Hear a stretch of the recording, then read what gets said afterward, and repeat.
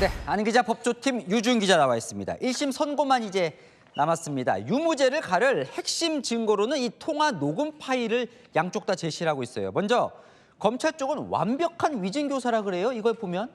네, 맞습니다. 이 2018년에 이 대표와 증인 김모 씨의 전화 통화 내용을 보면요. 위증을 교사한 게 분명하다는 겁니다.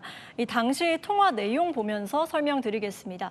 이 대표가 변론 요지서를 보내드리겠다. 우리 주장이었으니 기억도 좀 되살려보시라. 이렇게 말합니다.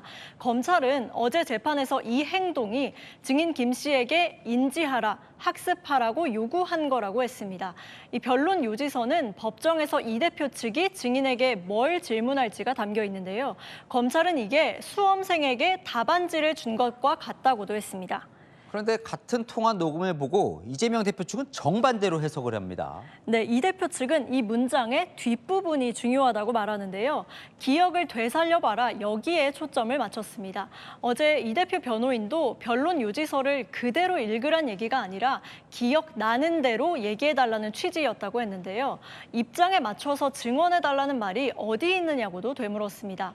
이 대표도 직접 최후 진술에서 혹시라도 하라는 대로 증언하라는 걸로 오해할까 봐 신경 써서 한 말이라고 설명했습니다. 이재명 대표는 정치검사다라고 비판하면서 자꾸 이 통화 내용이 짜깁기가 됐다고 얘기를 하거든요. 맞나요? 네, 이 대표 측 지적, 검찰이 이 통화 내용 중에 일부만 공소장에 선택적으로 담았다는 겁니다.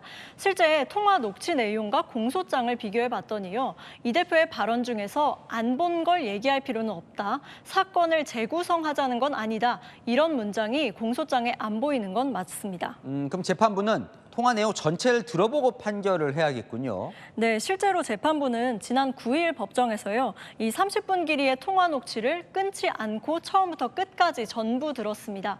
재판부가 이 내용 전체를 파악하고 있는 만큼 이 대표 우려처럼 일부 발언 내용만 가지고 유무죄를 판단하진 않을 겁니다.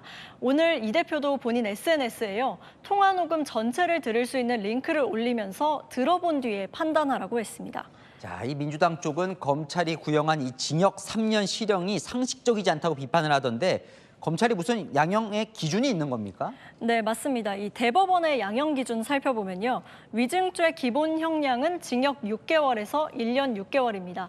그런데 위증을 하라고 시켰다면 가중처벌 요소로 봅니다. 위증이 재판 결과에 영향을 줬을 때도 무겁게 처벌하고요.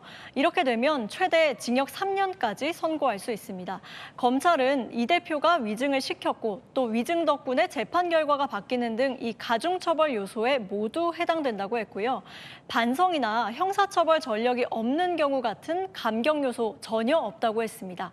그러니까 징역 3년 구형은 법원 기준에 따른 거라는 겁니다. 네, 이제 결국 1심 선고가 어떻게 나오느냐인데 지금 징역 3년 구형을 했는데 금고 이상의 형이 확정되면 이제 못 나오는 거예요, 다음 대선에. 네, 맞습니다. 이 다음 달 선고를 기다려야 하겠지만요. 검찰이 어제 이런 통계 제시했습니다.